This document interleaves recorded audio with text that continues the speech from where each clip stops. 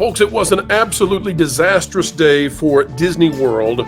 We have not seen this kind of fail out of the House of Mouse in, well, quite a very long time, if ever at all. We're talking about celebrities stuck on Tiana's Bayou adventure as it came to a screeching halt, as some were screeching songs out from the logs, stuck and broken for perhaps 4 hours.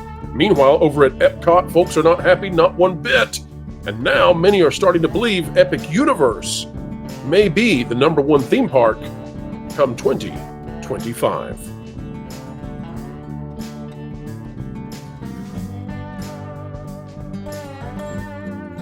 Hello, ladies and gentlemen. Welcome back to the Pro Channel, where we explain entertainment, keep you ahead of the culture curve.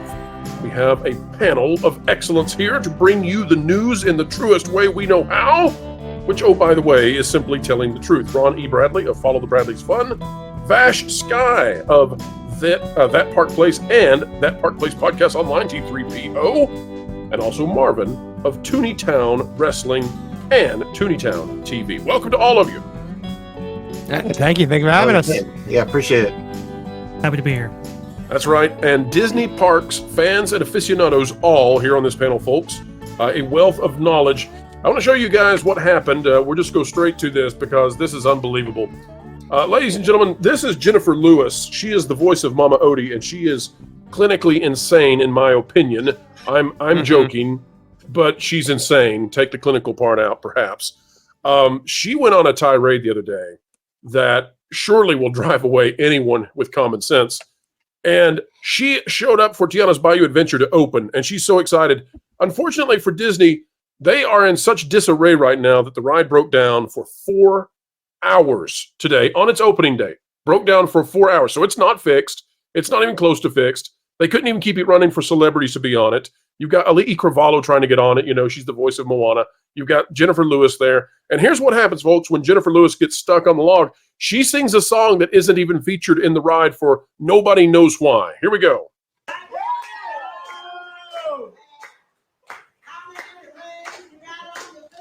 We don't care. Don't matter where you come from. Don't even matter what you are.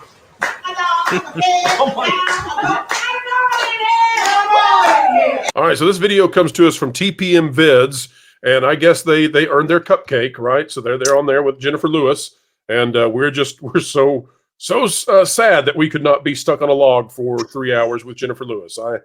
I missed out, folks. I missed out. All right, Ron, you've been there. You were there. What's going on? Tiana's. Why can't they keep the ride running, Ron? Why can't they even keep it coming when moving when celebrities are riding?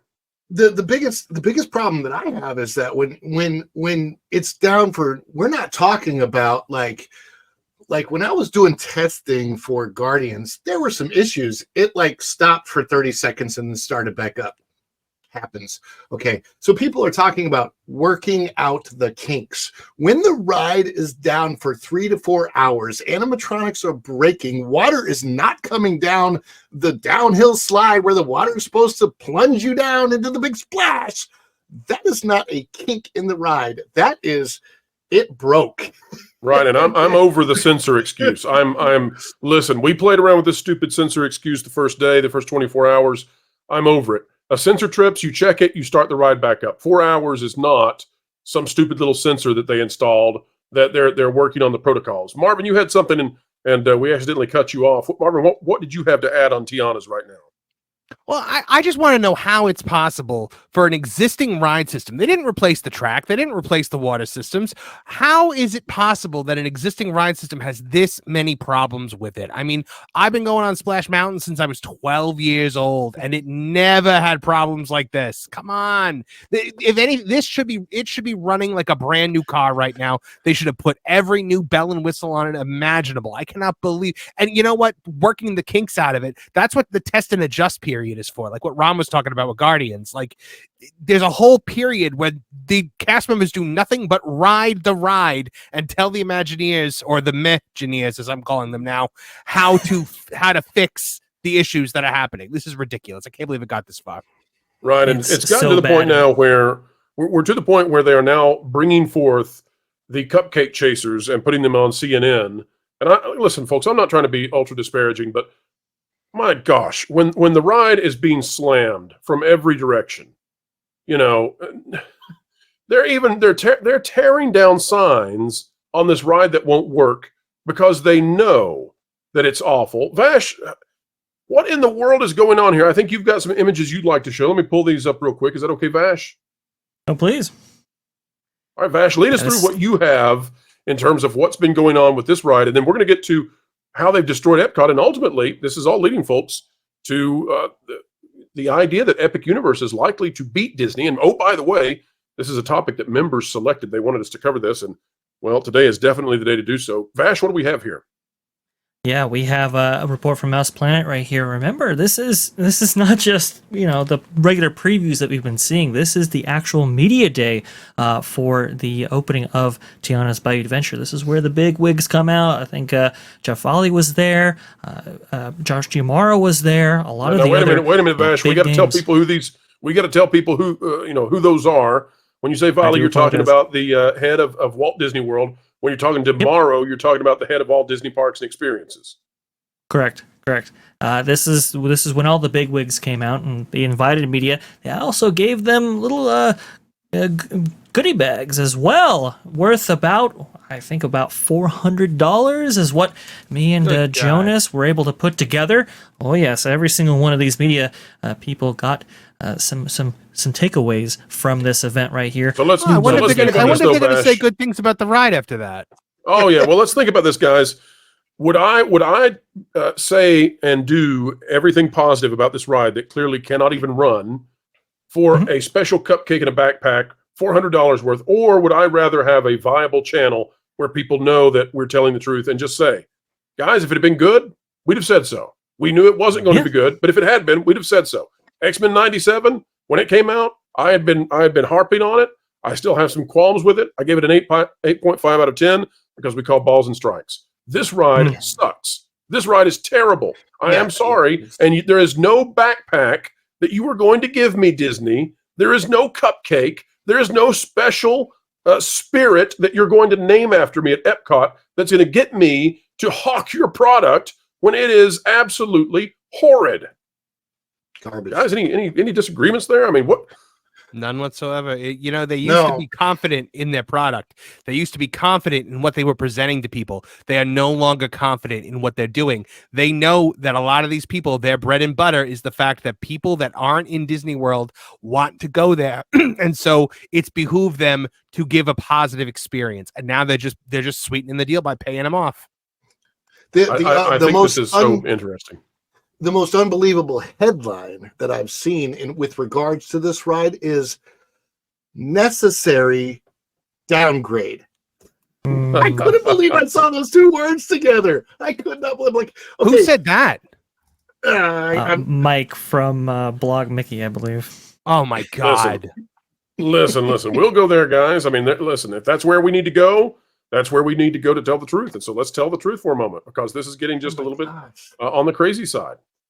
This is out of Blog Mickey. Tiana's Bayou Adventure review, a downgrade, but a necessary downgrade. No, Mike, I'm sorry. If it's a downgrade, you failed. And we've been telling you you're all going to fail, and now you don't get to go back and be like, oh, sorry, we crapped all over the attraction. Oh, sorry, you didn't get any of the stuff that we said we were going to give you. Oh, sorry, you didn't get the soundtrack that we've been telling you, by the way, you weren't going to get the soundtrack. But, now people are surprised. Where's the soundtrack? Oh, sorry, we didn't do that. Oh, sorry that Facilier is not in here because we decided that voodoo is an actual religion worth, not appropriating for the ride. That's Carmen Smith. So no, this is not a necessary downgrade. This is a necessary stupid spin if you're trying to win with Disney. Splash Mountain was a classic. Splash Mountain was problematic. No, it was not. Both of those sentences can be true and deserve to be next to one another. No, they don't. Over time, not only did you know what? I'm done with this. Here's the deal. Please. We're not gonna, good Lord, like come on. This ride has signs for the salt mines. How is that not problematic, Blog Mickey? For the These, love of you know, God. It's so much worse. It's so much worse. And We got to get rid of all voodoo references. But guess what? Coming soon, Hercules in live action, and we're bringing Thor back. Come on. Right. All these people told you, oh, you're going to love it. It's going to be great. We're going to make, Splash Mountain is terrible. None of the stuff works. It's going to be so much better. And then when it arrives and it's a pile of absolute garbage, their response is, oh, well, it had to go anyway. So just enjoy your doo-doo. Just enjoy your doo-doo ride. Enjoy the backside of Tafiti. We covered it with Rainforest Cafe plastic plants, and you're going to like that just fine. We doesn't need animatronics. You've got swaying okra. That's good enough for you. Yeah, give me some more swaying okra. Well, now Vash? they're touting that. Oh, please. No, I'm calling on you. What do you got? Well, now they're touting that there's now 48 audiomatronics in this attraction right here. I don't know if you noticed the swinging okra. Yeah, they're definitely counting that. You can see here. I saw. I believe Marvin. I believe you referenced Avery Island right here. This is how they reference it in the attraction. Missing license plate LA 23 71975. If found, please contact Avery. So that's your little inclusion there for Avery By the way, Island. Avery Island is owned by Tabasco. They probably aren't happy about this, So I don't know what Disney is thinking here, but Tabasco probably not real happy about Disney cartoonifying actual slave history, talking about the salt mines and all of this. This is just bonkers bad. Vash, they're tearing down signs though at the ride. So Yes. Disney knows they have a huge problem. Otherwise, they would not be. Oh, let me go back. Otherwise, they would not be destroying large parts of their attraction. Thank you for pointing that up, Vash. So, folks, you can already see at the top. There's the original sign. It cites Walt, and apparently Walt is. Well, this is probably the best part of the ride. Was actually what Walt said, not the sign itself, because it looks like it was printed off a dot matrix. But they had to remove the sign because I guess you can't have a quote from Walt here. Either that, or there's a very small percentage they realize we should not disparage Walt by attaching him to this ride that doesn't function anymore. Yeah, So it came across an insult. So yeah, well, here's the deal, guys. If Disney is removing parts of the ride, then I'm sorry, I'm over the shills telling us that it's a dandy of a ride. It's really great. Disney even knows that it's a problematic attraction. They're tearing parts off of it before we even get to the opening day. So help me understand any more of this before we jump to Epcot, which is also a cluster of a tomorrow. I mean, how many salt mine signs did Lorena count in the Oh, there queue? was 20 something. at least 25, I think, because we were there together, and they're lined down the queue. And this is literally right before you get on the ride. So when you get on the ride, you're in the salt mine. That's where you're getting on the ride from, and then you're lifting out of the salt mine to come into the bayou somehow. That, by the way, geographically, that's totally messed up. The salt mine is nowhere near a bayou. I mean, the Avery Island is not close to a bayou. Yeah, The whole thing's stupid. Every The part most of this is authentic ride, obviously, is not that authentic, and you could see them cheapening out on all kinds of stuff associated with this attraction right here. Even like the vintage car out in front of the attraction. Well, you can see that they have stickers on it and so forth. It's not even hand painted like you would expect a period car of that vintage to be. Audiomatronics are already breaking down. They're saying 48 audiomatronics, but as Marvin said earlier, and I thought it was so so perfectly, you can go down to a Home Depot and get an audiomatronics Santa Claus with more movement and function than a lot of these audiomatronics that they're right. You do a single joint or one moving eyeball because both of them can't work at the same time on this attraction. And I'm sorry, I'm not counting it for you. Does the swaying okra count as one of the 48? It does. It does. Both of them do. 2 of the 48. And Good here's the Lord. thing, it really doesn't matter anyway, because if any of the good animatronics you pass by so fast, you can't see them. They don't make sense for an attraction that you're speeding by on the boat. But here's what's really weird. When you get to the dark, long sections, that's when the ride slows down. It's bizarre. Right. And Well, let's then- yeah, go that's back to let's go back to Blog Mickey, where this is the antithesis of truth. This is absolute garbage. And if this fellow Mike wants to come on the channel and debate me on it, he's welcome to join. I don't think there'll be any issue here because this is just utter nonsense. It says in a March 2021 interview, then Disney CEO Bob Chapek noted that Splash Mountain was based on the problematic Song of the South movie and that the movie depicted quote unquote happy slaves. So Song of the South doesn't depict any slaves. Period. There are no slaves in Song of the South. So Yeah, I don't know what so. I don't know what in the world this thing's talking about. And it's spitting on the grave of James Baskett, who played Uncle Remus. It's spitting on the grave there. And these people don't care. They don't care about history. They don't care about what actually happened. They don't care that Walt was a pioneer who made sure that he had an African American male receiving by the way, it's an eternal Oscar. Only 2 people in the history of the Oscars have ever received an eternal Oscar. And James Baskett received one. That's how well received he was for what he did, which was to put someone of this color, of this background, of this ancestry on screens all over the nation to begin moving us to a better place. And we have decided to throw all that away without a trace. But hey, burn the past down if you have to, right? Kill it. So, well, let's talk about the Communicore. Let's talk about Epcot. And folks, again, we're doing this long format video today because all of these mishaps are putting Disney in a place where Epic Universe now surely will beat Disney. And this is going to be a seismic shift. Disney has been the #1 attraction in North America, Disney World, since it was created. And if Epic Universe beats it in Orlando, then look out. And look out for the Disney stock. Oh my gosh, what that will mean. Vash, you've got some more stuff here. Let's take a look and see what we have. Tell us all about the empty airport terminal. And yes, that's an offense to airport terminals. So this is the exterior of Communicore Hall right here. This is their big, what they touted in the documents that we were privy to, bro. The Beyonce stage portion of this whole addition to Epcot here. And, I don't know the Queen Bee myself personally, but I don't think she would she would play on a stage like this. I'm just being honest here. I think it may be because it appeals to all the single ladies who have nothing better to do than write nice things about Disney World. Well, single ladies are going to have to be out there without shade because, well, again, that California mindset comes in once again right here, and it looks like there is no shade. I can throw lots of shade at this. Ron, you were in there today. You were in I was there today. Tell us your impressions of it, Ron, please. I was so hoping that this was going to be something actually really good. I really was. The way they changed the external part of the building and the lighting at night looked cool over the construction wall when I was looking at it. And I was honestly looking forward to this opening because Communicore, the name is from my childhood. The name means so much to me because I had amazing experiences as a little kid going to the Communicore in Epcot in 1980, whatever. I think it was 82 when I was there.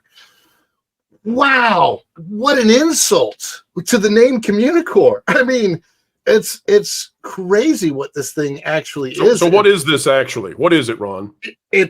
Okay, so inside looks like a cafeteria from a hospital. And I mean that literally because in my mind, I'm thinking Nemours Children's Hospital that's here in Orlando. It looks very much like that. Outside the stage area is, first of all, you have cast members telling you you can't even stand where you might want to stand. Like to see the center of the stage, you can't stand there. They have to have that area open because dancers come out. So you're only allowed on these fake grassy, the AstroTurf areas. So you have to sit on this hot AstroTurf. And there's no covering, like Vash was pointing out. It's 100 degrees. I think there may be a shot that I can share actually. By the way, we're showing a tweet right now from yes, Braden of Mickey Views, which is he's not very happy either. He says, "Welcome to the Epcot University West Common Room, where you can find alcoholic slushies and charge your phone. The magic of possibilities." I think that's a very fair one to say. So yes, it looks like the Florida Mall. Like it looks like the food court of the Florida Mall. It's not that nice. Okay, all right, Ron, walk us through your images. And by the way, folks, Epcot's done now, right? Epcot's done. We're done with it, right? Officially. This is officially the finishing of everything they announced in 2017, 2019. Wait a minute, Ron. is Epcot better? They've spent billions. They've spent billions. I mean, Cosmic Rewind is around $1 billion by itself, and largely because of the pandemic, it increased prices, but they've spent billions. Is Epcot today better or worse than it was when they started all this mess? As a whole, it is definitely worse. I do like Guardians of the Galaxy Cosmic Rewind. It is I do too. One. Okay, that, and I like Remy's. Remy's is fine because it was totally. What I like about Remy's is it didn't get rid of anything. They put it in. It's brand new. Right. And it's they blasé, but it's trackless. So right. So there's that, and then there's Guardians, which was an upgrade from a place that you'd go to take a nap. However, what it is now is it's a huge park, a free park, the kind of park that you go to for free and not pay for and just hang out and read books in. And literally, people are in the center of Epcot with laptops and books, and they're working, and it's really kind of weird. It's not. Oh my gosh! I'm sorry, Ron. That caught me off guard. It's been taken over by pixie dusters with laptops now, eh? I don't even think they're pixie dusters. I think they're people that are working remotely at their other jobs, and it's like, okay, I want to go to Epcot to work remotely. And I'm serious. I'm dead serious. It's crazy. So this stage, I just want to talk about this picture because this is so. There's such an issue with this being the outdoor stage. Now, what you're looking at was supposed to be a 3-story building with a garden rooftop to overlook the fireworks for special dessert parties and such, and a middle area that you wouldn't have to pay extra for to go in. And but instead, they replaced it with this, and. As you can see, this is the crowd that was there for the opening day of the opening show for this. So, and Ron, this came out on the same day as Tiana's, right? The two official openings. Okay, but no, Tiana's isn't officially open yet. The Tiana's event is a media event today. That's yes. I see. Well, in other words, where I'm going with this, Ron, and I think the point still stands. Yeah, you agree or disagree with me when I say it, but I think that they buried this with Tiana, and I think that's on purpose. I don't think they wanted this on its own to be available and this be headlines. Well, that's for sure. I mean, and this is bad, but honestly, they're spotlighting something that's far worse than Tiana, in my opinion. This is pretty bad. I agree. Tiana's worse. but this what's this funny works. about this? At least you can actually walk on this thing. You can. Tiana's, you can't ride it. It's so funny though, because the show that they put in there for Encanto looks like something out of a high school production. They pulled Kicking and Screaming the women from that Las Vegas ball that they ran for 2 weeks and threw them up there and told them this is what you're going to do now. The ball was still there. I've never seen anybody on it. Ron, this picture was today when this was open to the public? This is today. I took this literally about the time that Pro contacted us. There's no one there. No, I know there's no one there. There were literally 50 to 75 people, maybe. By the way, this is what we were supposed to get for a few weeks. Yep. Oh my Great job, Vash. Really? This is what was supposed to go here. I am so tired of seeing the stupid blue concept stuff. Maybe I'm more salty than usual, folks, but I think they deserve it. They really do. I mean, you saw the Splash Mountain change. You know, you were supposed to get this giant willow tree on it, and you're supposed to have all of these cool effects. And now what do we have? It's the downgrade that was necessary. You know, it's like, no. And here we are again. Are we going to get an article out of Blog Mickey tomorrow that's going to say, oh, Epcot is the downgrade that was necessary. Oh, by the way, we got a $200 backpack from yesterday's event. And they even put a Ghirardelli Mickey Mouse head inside the backpack. Ghirardelli. It's settling for less. It's settling for mediocrity. And it's so unfortunate because Future World used to represent an optimistic future, the best we can possibly hope for. And unfortunately, Communicore Hall, which is what you're seeing here, is emblematic of the worst the present has to offer. So it's just really, really unfortunate. Do you guys remember walking through Innoventions, walking through the Wonders of Life Pavilion, and now walking through Mouse Gear even, and now we've just got this. It's so blah. It reminds me of when they gutted World of Disney and replaced it with Target. I see Target in this picture. I mean, this is honestly, Target looks bland. Better. Yeah. It's so generic. It's so bland. It's so uninspired. It's nothing. It's absolutely It's nothing. very And that's what's- uninspired, and this is denoting everything Disney's doing today, like the Polynesian building. It's so so bland, and it's also an eyesore where it sits, a really bad eyesore.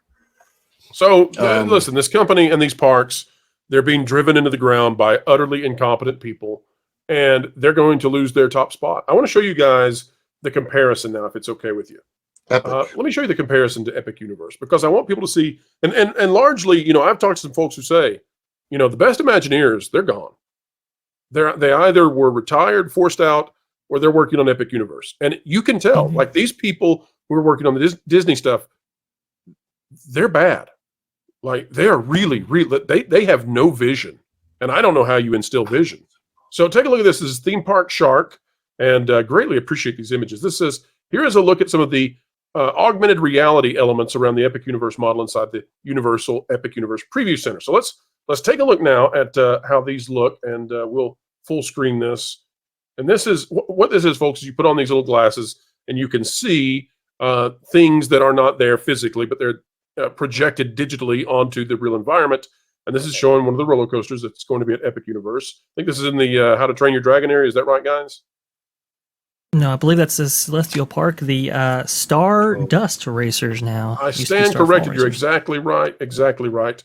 But take a look at that. I mean, that's amazing, of course. Wow. And then if we go over, we'll pull this one up, folks. Take a look at this. This is out of the Harry Potter area. And you can see they went to the effort. There's going to be a dragon that'll fly down here at the bottom, flying into the model. This is really, really cool. And these are huge immersive areas that you cannot see out of. That's really important for having that sufficient immersion to make you feel like you're really there. Let's continue on. Again, this is coming out next year and earlier than Disney was anticipating. Take a look at what they've done here, where they actually have Rainbow Road from Mario Kart inside the show building, where that is going to be taking place. We also get a look at the Donkey Kong roller coaster that's down to the left. By the way, folks, as we're watching this, I want to draw your attention to something that they may not have intended you to see, but maybe they did. Look at all the green space that you can kind of see in the periphery here. The green space, that's expansion area. Mm-hmm. That's where they can go in the future, and there is plenty of it. This is going to be not only the biggest theme park in North America, but also one that has the easiest means by which to continue expanding. And again, folks, Dark Universe here with the bats and everything, and what's the word here? Help me out, guys. What's the thing on fire over there? The windmill. The windmill on fire. The windmill on fire. Ah. Pro stopped Englishing for a moment there, folks. It's it'll all come back later. It's a deep nascent fear of Don Quixote. Apologies. All right, so guys, as we watch Epic Universe and we see what they're bringing to the table, literally in this case, I don't see how Disney fends off Epic Universe. I don't think they should. I think the market should reward Universal Studios because the market should respond against mediocrity. Disney has released two utter duds, and they are the emperor with no clothes on. Epic Universe is bringing it. I want to go to Marvin first. Marvin, your thoughts on Epic Universe and whether or not they can actually dethrone Disney for the first time ever. Everything I see about Epic Universe, it takes every criticism I ever had about Universal Studios in the past and just completely turns it on its head. I used to laugh about like, oh, you could see, Hogwarts from Jurassic Park. You could, I always thought that they didn't put enough effort into things like that. But you're looking at Epic Universe, they've taken everything Disney once did perfectly, and they have made it their own. And I think this is going to be incredible. And, rumored expansions of Luigi's Mansion, there's all this stuff that's rumored to be coming. And the food at Universal is getting better to match Disney. That was the one thing I said Disney will always have on Universal is food. And now you go to places like Minion Cafe, and the food is actually really good now. You're seeing the gap rapidly shrinking. And the second Epic Universe opens up, I think that's when it's going to just completely close off. We saw Bob Iger try to shrug this off, but then at the same time, I believe they just got they just talked to the tourism board to say something about like a fifth gate and like a couple of smaller parks or whatever the heck, they're sweating bullets, and they know it's coming. There's no fifth gate. There's no fifth gate coming. I'll just say Not there's no one, fifth but gate in two the near duds. future. Yeah, the thing about it is that Disney World, I think, has coasted for years off of the fact that it's Disney World. People are going to come here no matter what. We don't have to put new things in here. We don't have to put all this effort in. People are still coming. We're still getting their money. Well, that's about to change, and they've got to put a lot of effort in really quickly. Big time, but you've got to be. I mean, you've got to be a special level of stupid to manage to destroy Disney World as being the number one, because there's a generational desire to walk your kid down Main Street and see the castle. And these blokes are so stupid they've managed to make that happen. I'm impressed at how It's a company that destroyed Star Wars and Marvel too. It's par for the course. Oh yeah. But that's amazing. It's amazing that one company manages to instill destruction across every single department they have.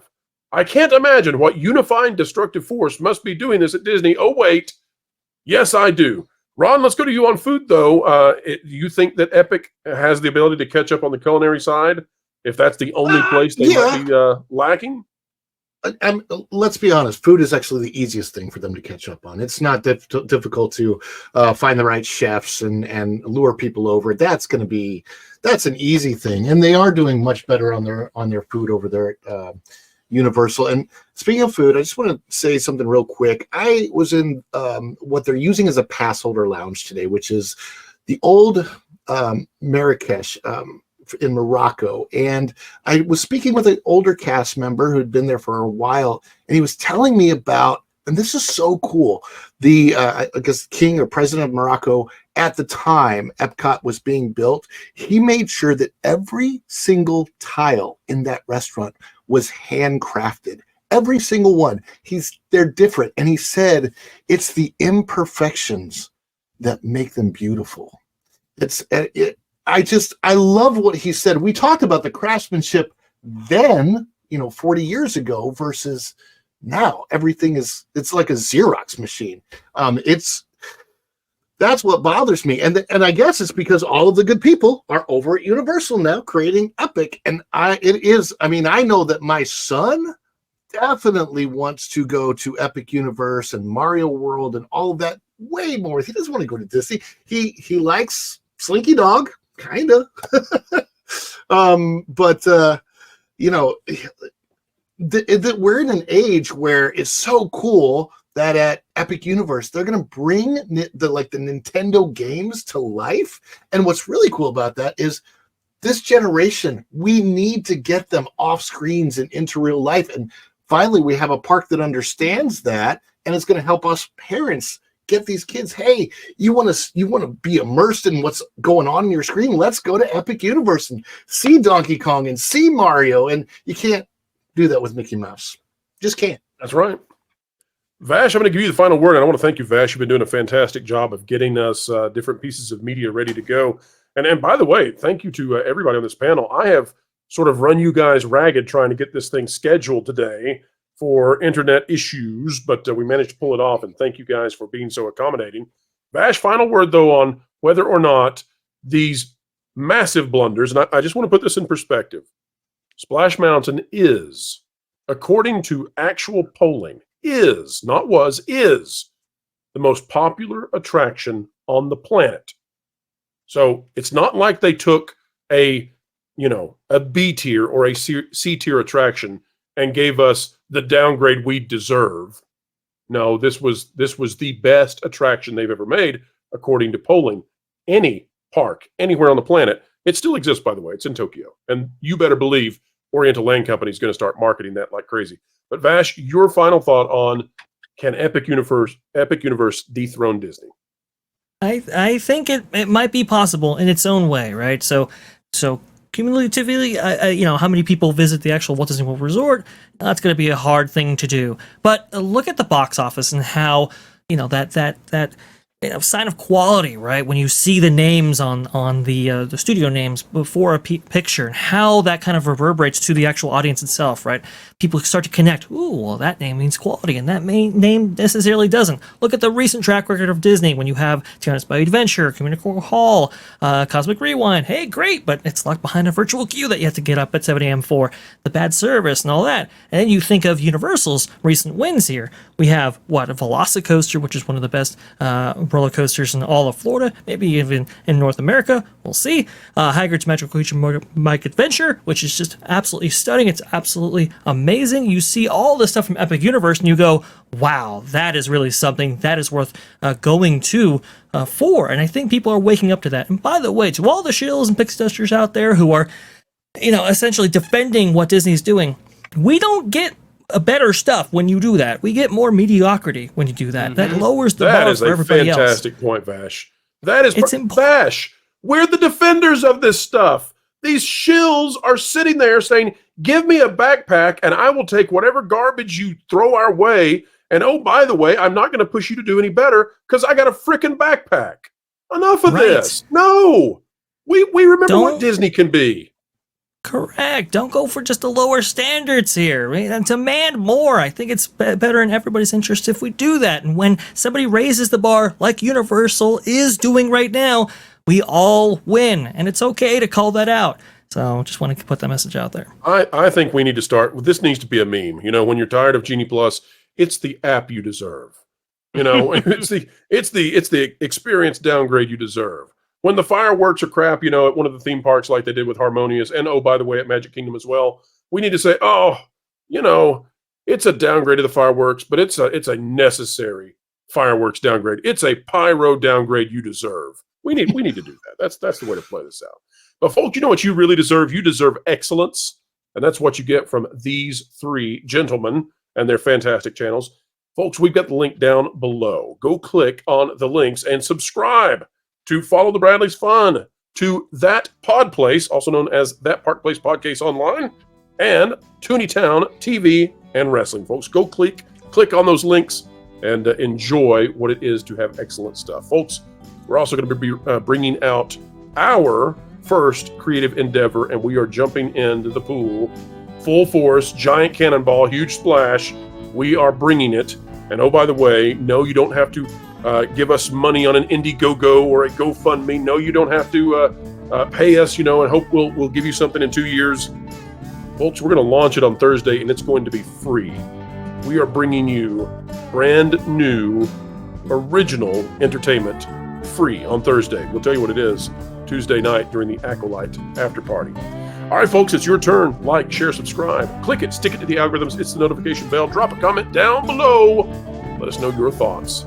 And folks, wherever you are and whatever you're doing, keep learning, keep growing, and keep having fun.